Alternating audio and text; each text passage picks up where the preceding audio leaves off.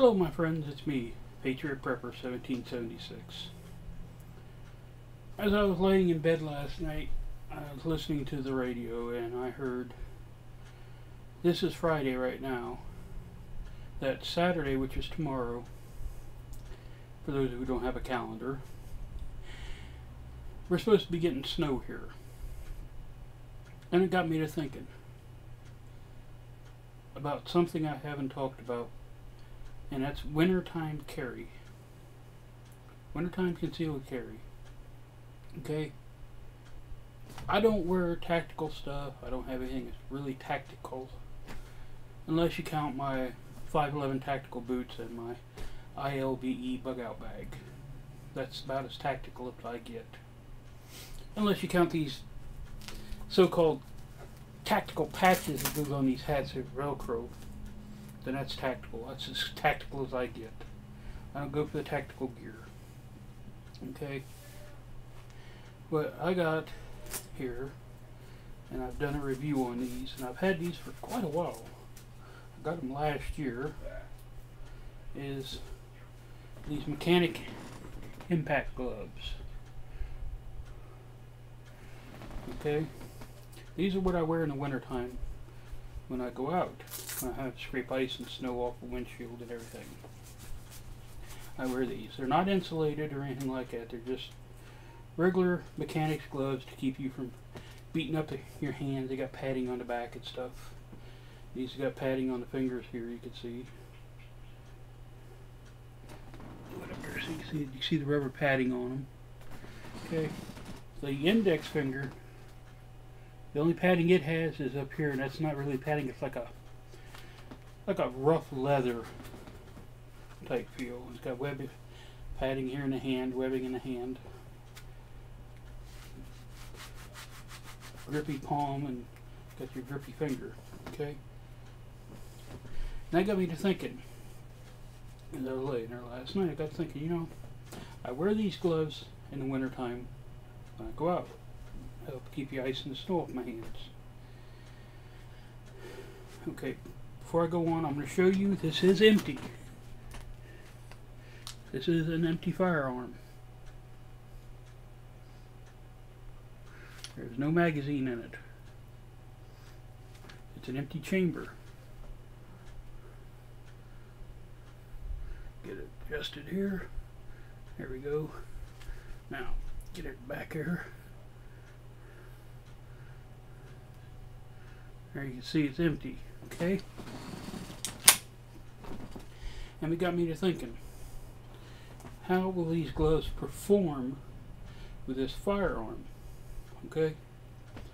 So before I went to bed last night, I emptied my chamber, took the magazine out, emptied the chamber, and decided to test. Well, okay, first of all, I'm going to show you. Getting your finger in there ain't that easy. You can get it in there, but here comes the problem. I'll point in a safe direction. Squeeze the trigger. I'll let you see. So you can see the hammer come back. See the hammer right there. And it just clicked. Okay, now that trigger is not reset. It just reset. I have a hell of a time getting it to reset. I had to basically almost hyperextend my finger to get it to do it. Then sometimes it will get caught up in front of the trigger there, in between the trigger and the frame of the gun. Okay, so I think we'll do it. No, it didn't do it that time. It does get caught up in there every once in a while. Now if you notice, I don't ram my finger all the way through there. I just use the tip of my finger, just the pad, to squeeze. Now, there it just got stuck. And what it's doing is it's catching, take this other glove off. What it's doing is it's catching right here, it's pinching it. It's catching that bit of material. And I know people are going to holler and scream, well, that's not shooting gloves. Well, I know it's not shooting gloves. It's what I have. It's what I wear. It's what I use. That got me to thinking about what you wear in the wintertime when you go out. That could be a very deadly malfunction because, now you see I can get my finger in there easy as peasy, right? It's still empty. Nothing in the chamber. Get it open here. Nothing in the chamber still.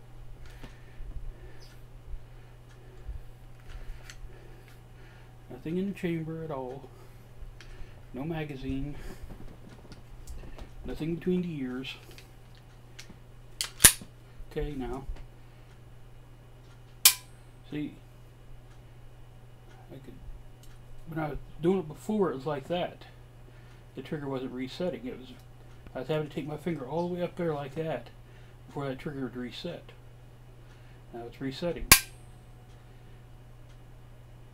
And it's reset right there. So I was having to take up this extra room here just to reset my trigger. Which, in a shooting situation, you're out shooting, you think your trigger resets, you click, click, click, click, click, you pull the trigger, nothing happens. Your trigger's not resetting. Very, very dangerous situation if you're in an active shooter situation, somebody's trying to kill you. Which brings me to my point. So I have enough rambling. Make sure your gear will work and not interfere with the operation of your firearm. Like these gloves, I won't be able to wear these when I'm carrying. So once my car gets warmed up, I'll have to take the gloves off and put them up. Unless I go and chop the fingers off. Chop at least to here off these fingers, which I'm not going to. I can go buy regular mechanics gloves like these that are fingerless. They don't have fingers in them, which is what I'm going to end up doing. When I do, I'll do a review on them for you. Also, carrying. This is a compact pistol. This is a compact. This is small. I sometimes carry this in my pocket, to be honest. And nobody knows. Wintertime, you can get away carrying a larger firearm, such like a full-size 1911, something like that. Something with some hot size to it, you can carry and get away with it. If you can do it, do it. I can't. This is the only one I have right now. I plan on getting more. I plan on getting. I'm looking at a Glock. Looking at getting a full-size Glock to carry. As I'm also looking at trying to go back into doing security work. Don't laugh.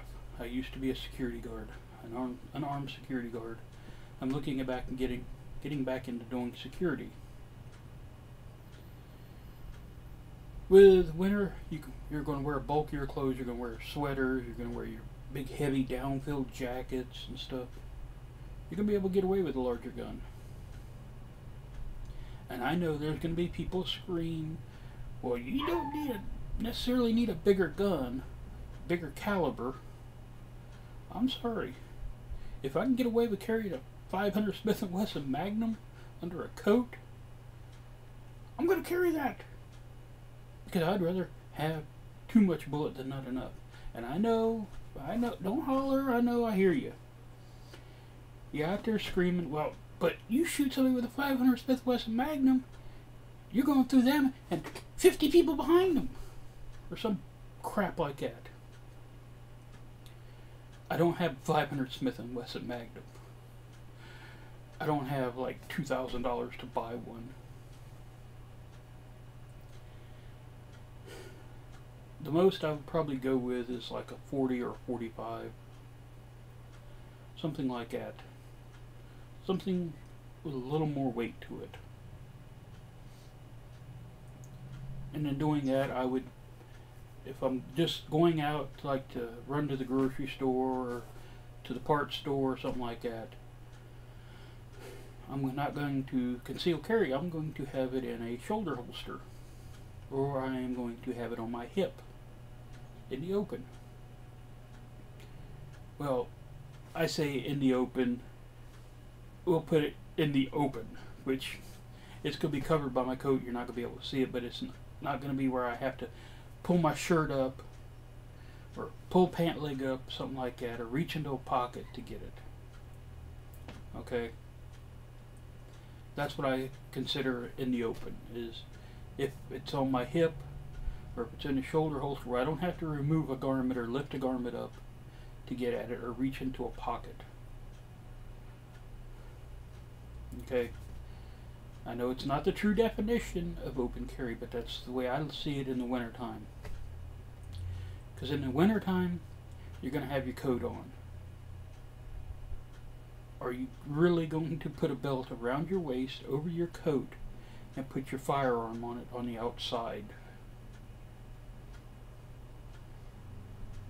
I know I wouldn't. I don't like people looking at me anyway. But that's what I'm thinking in the wintertime.